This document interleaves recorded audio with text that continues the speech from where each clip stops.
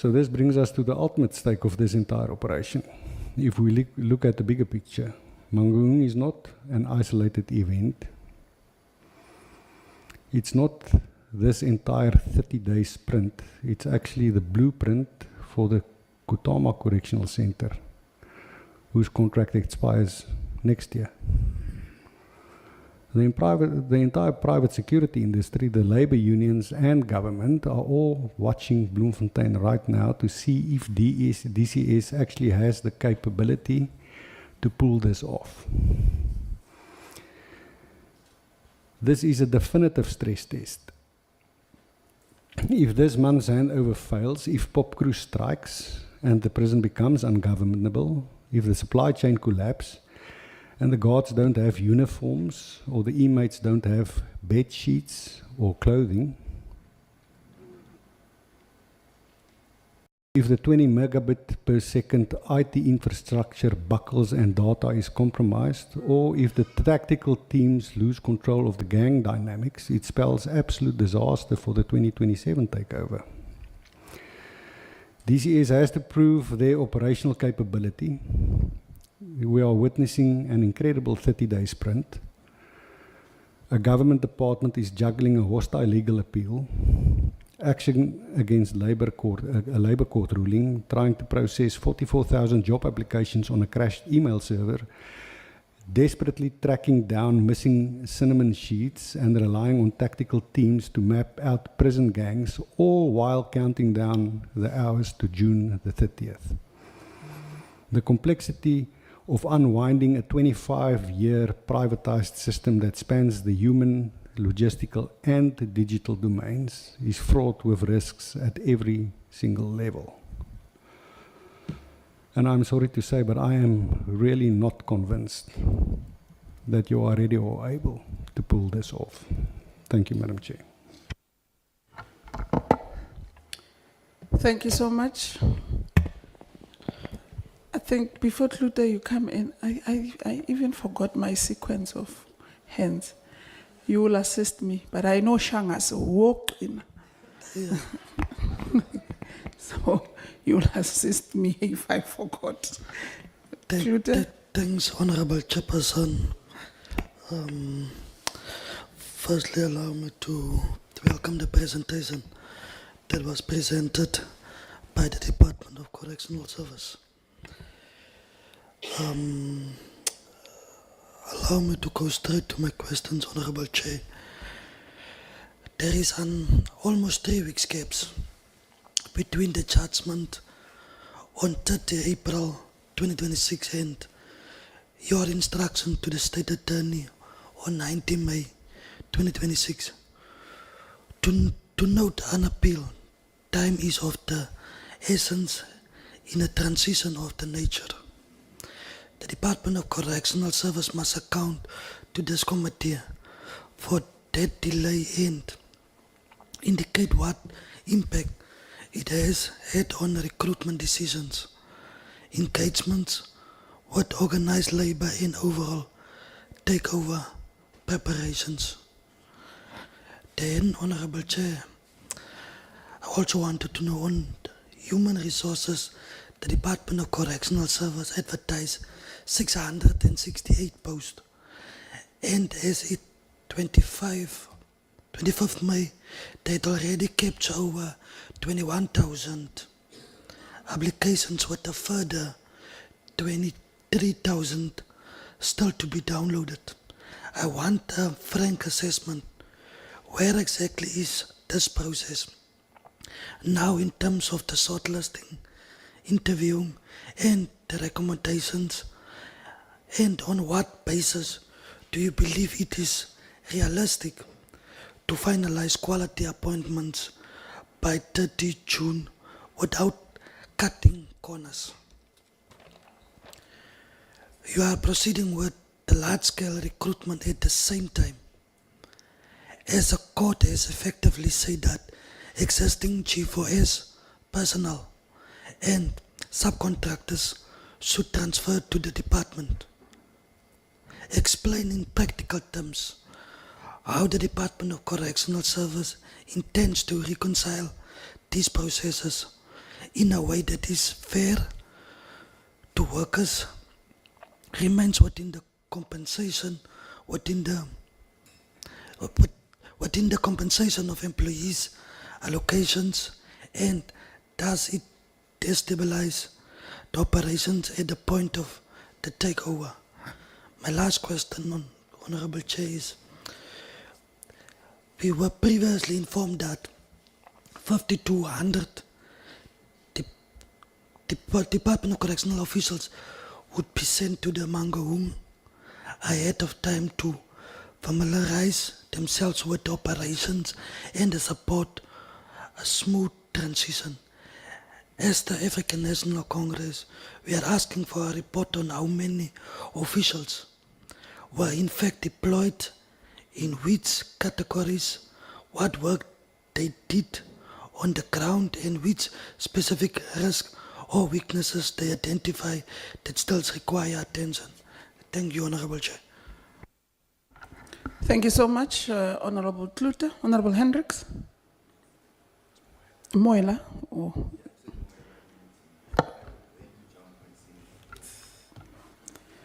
Yeah, it's the tendency thank you of very going much, and coming back. Chairperson, and greetings to the Minister, the DM, and also NC, and all the senior officials of the DCS, and everyone in the meeting. I will just go straight to my clarity-seeking question, but let me firstly acknowledge the detailed presentation given by Mr. Mahlangu in updating us in terms of the readiness of the department managing. I think the underlying word, Chair, is managing vis-a-vis taking over. Because in the statement, Mr. Mahlangu, in the middle of the presentations, he was insisting on the readiness of taking over. But when the National Commissioner was opening, he mentioned very well that now they are ready to manage the process in the transition of getting to take over in the process. So I think I will also like to maybe distinguish between the two underlying concepts, taking over and managing in detail. So also, Chair, I want to check, we are approaching the concession period with a number of critical tasks according to the presentation, which are still running into June, and we are now in June.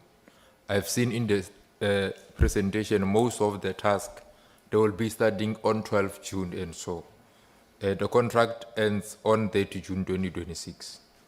Could the DCS spell out clearly what their minimum readiness benchmarks are for 1 July, and which of those have not yet been achieved as of today? Chair, previously the department briefed this committee that Mangaung will be a stand-alone management area under an area commissioner. Today, Chair, in this presentation, the center is now placed under Grotville Management Area. Could the DCS explain what informs this change?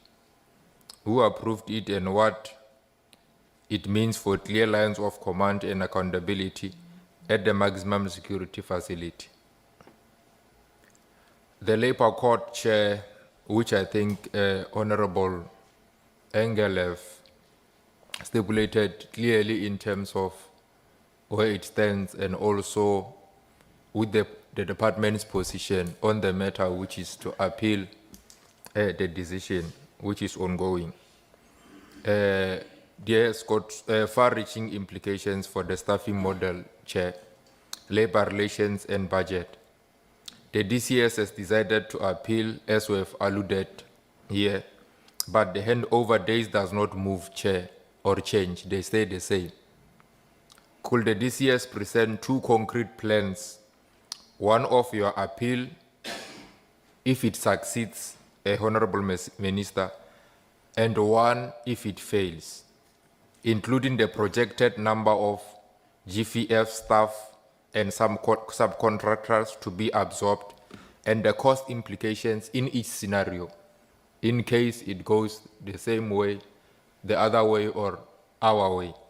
And I've understood that there is an advert that is out which indicate clearly that the first preference will be given to G4S services employees. Yet there's still the matter that is still, which is sub judice. If they can at least give this portfolio committee those particular scenarios in both cases, so that we'll have to understand what will be the implications going forward. Chair and Minister, the Mangaung facility has been relatively well maintained under the triple PPE arrangement. The real question now is whether the state will sustain and improve that particular standard. I expect you to provide a clear short, medium, and long-term maintenance plan for Mangaung with defined standards, inspection cycles, budgets, and responsible officials, so that this committee can monitor performance after the taking over of the Mangaung facility, so that we are able to monitor in terms of progress. On the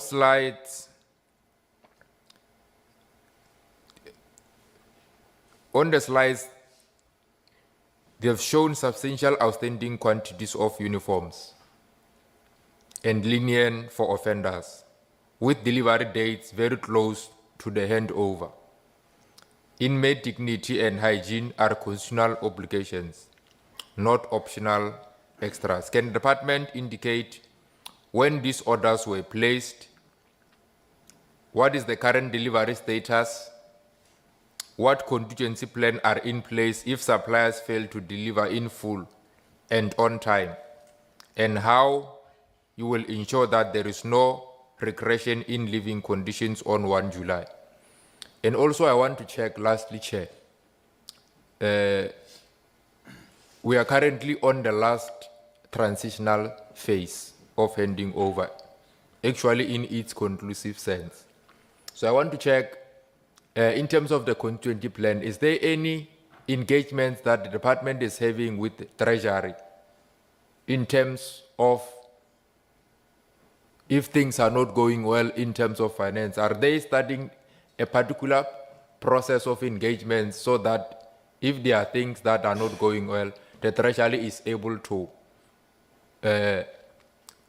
get and assist the department in this? Is there any process that is parallel going with all this process that is happening with regard to Treasury, and what is the status in terms of the engagements with Treasury, if there is any, with regard to the contingency plan that might arise from all these processes that are happening? Thank you, Chair. That is my submissions. Thank you so much, Honorable Mwela, Honorable Hendricks, and welcome back. Thanks, Chair. I haven't left, Chair. Chair, thanks for this opportunity.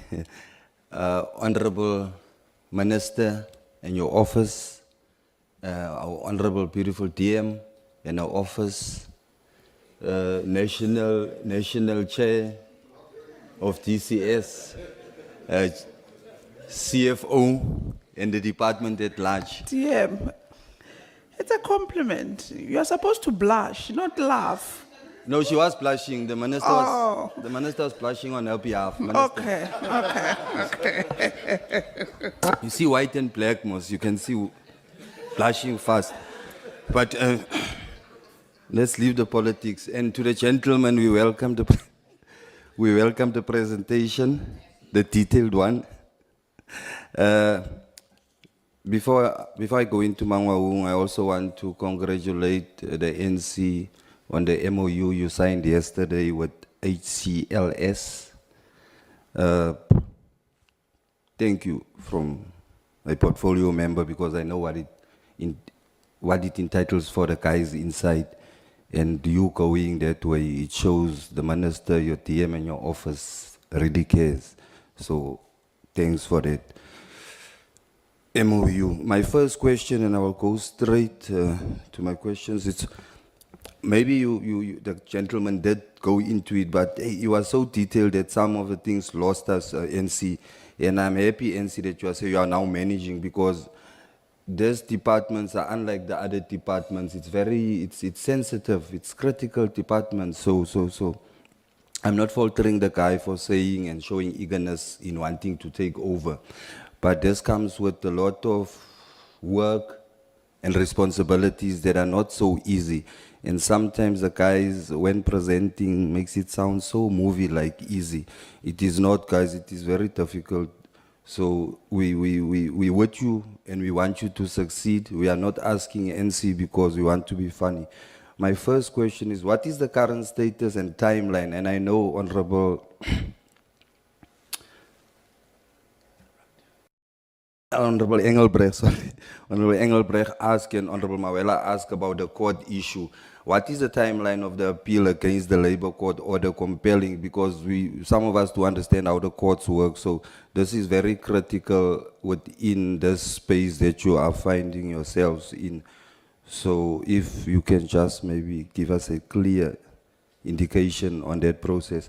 My second question will be then, can DCS confirm that all workstream, HR, ICT, security facilities and healthcare will be fully operational by the end of the 30th? And I'm asking this because of what I've mentioned, the sensitivity of this department and how it operates. It's unlike your normal departments.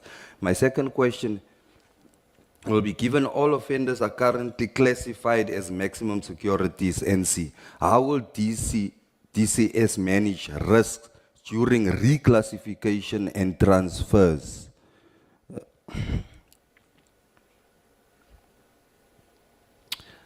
And I go to my next question. How will DCS ensure that data integrity during migration from BCC system, how will that integrity be ensured when the migration happens?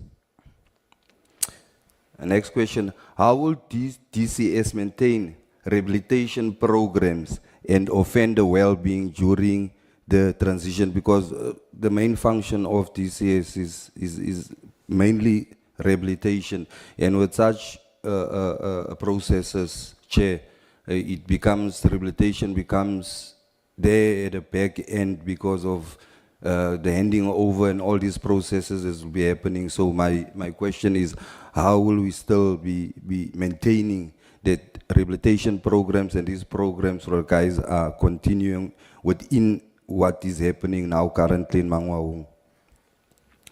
My next question is the allocated 392.98 million sufficient to cover all operational, staffing and transition costs?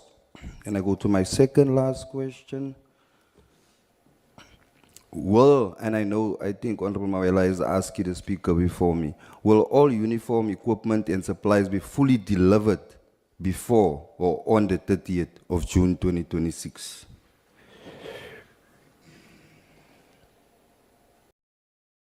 My last question, Chair, Minister. How is DCS ensuring knowledge transfer from outgoing contractors, G4S, BCC? How do we ensure that the knowledge transfer of the outgoing contractor is transferred? With that said, thanks, Chair. Thank you so much, Honorable Hendricks. Honorable Sokopo.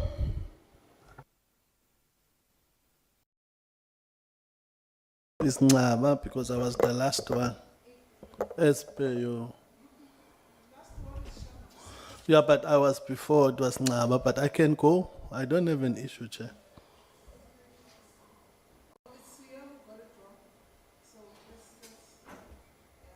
We must also do reconfiguration here next to me. So, Naps. Thank you, Chair. I generally have a lot of grace for the department. You guys have inherited a lot from Bosasa, etc. However, this one is a shambles that you own. The minister and the NC, you own this one. And I will tell you why.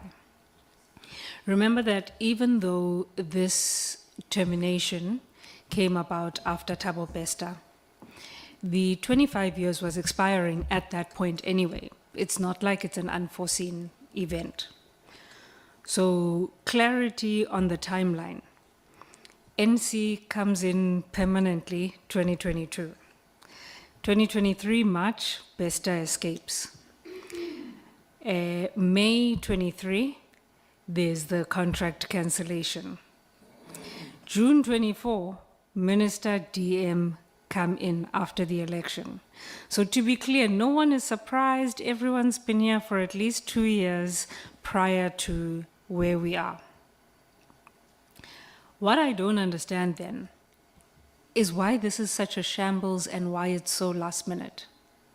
It doesn't make sense to me. So I saw in the presentation, they said that the NC set up triple P task teams in 2021. So why are we in 2026 and everything is last minute? The work streams, it says somewhere that they were created in 2023. But then on the presentation today, it says they started their work on 1 January 2026. What were they doing from 23 until 26? I don't understand how we are in the position that we are in. You said that you have ordered you haven't ordered the vehicles, but you're expecting them to arrive on the 22nd. How?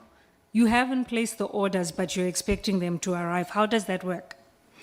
The Mangaung downgrade in December, it was finalized, it was going to be an area, now it's going to be a center. I don't mind whether it's a center or an area. I'm just trying to understand how these things are being rejigged now at this point in the game when we knew, again, that this was coming. I'll be generous and count it from May 23. To me, all of this feels like a proper remorse. And I don't even know why. Because especially, I'm gonna focus on the labor issues. Let me start there. So you could have been proactive. There was a universe in which the presentation says engagement with pop crew is continuous.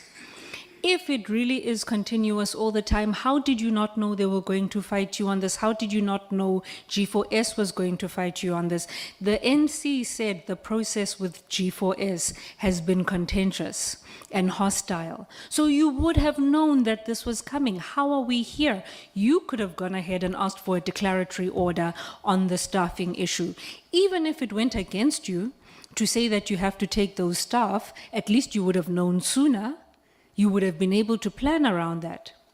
The idea that you guys are going to go through 44,000 CVs by the 30th of June is kind of funny, and you know it. Ms. Bond, I think you're HR, NC. It's kind of funny, and you know it.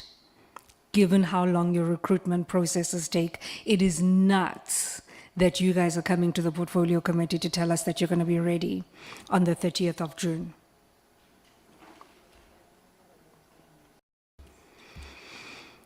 So I would like an explanation. This recruitment with the G4S staff getting preference, how does that work? How does that look in light of the judgment, but also you're appealing, so the judgment is on hold? How are you planning to navigate that in a way that's not going to put you in further jeopardy down the line legally with financial consequences for that? Now, the department said there were going to be 50 to 100 people shadowing 3 months prior. I see that there was horizontal transfers that took effect from 1 May. First of all, that's not 3 months, that's 2 months prior to the takeover, but let's leave that alone. You also say there will be secondment if recruitment is not done. We know it won't be done. So I think this question has been asked, but I just want to check. What is the impact of moving 200 people from elsewhere to this facility? I also want to know, given the state of overcrowding, are you planning to move more inmates to Mangaung? And have you considered what inflating the inmate numbers will mean for the staff needs? So you're going to have to take more people over to Mangaung and decreasing staff elsewhere. This issue of moving inmates to Mangaung also has an impact on your budget. Have you discussed whether you are going to move inmates? If so, how does it increase your food and other costs? Have you thought through the whole process? Is there a plan in place for that? Then the security contract. So you said that G4S will stop doing security services when the contract expires. Then you said you've selected certain things that will need, services that you will need to be continued. Who is going to be giving those services? Is it G4S? Have those contracts already been concluded? Are they in place? The cost for those contracts, is it taken into account in that 392 million rand that you have budgeted? I also have questions about that same budget. So you said that you paid 150 million to G4S for April, May, June. That comes to 50 million a month. But if I calculate the 392 million divided by 9 for the rest of the year, gives us 43.5. So you are going to be running on less than what G4S is going to be running. How are you going to bridge that gap to make sure that you can still fulfill all the services that they fulfill? Which is why I'm also asking, when you look at how you're going to allocate that money, does that include all these additional services now, like security, that you have to go and find? And I want to be clear about something. Honorable Engelbrecht pointed out to me that this center accounts to something like 1% of your budget, which is crazy because you have 243 centers. So I am not asking the question to pressure you to allocate more money. I need a sober-minded assessment of what you can and can't do with the money that is allocated. It doesn't seem like everything has been thought through properly, and I would at least like to know that the money has been thought through properly. The other question, and my last one, is, if I remember correctly, there's 8 million rand for maintenance in the budget that was shown. Do we have a figure for how much G4S was spending on maintenance specifically? So what's the gap between what they spent on maintenance, what you spend on maintenance? And again, if you're going to send more inmates there, you know there's going to be pressure on your infrastructure. So you should actually be spending more on maintenance, not less. How does your maintenance budget compare to theirs? Thank you. Thank you so much, Mr.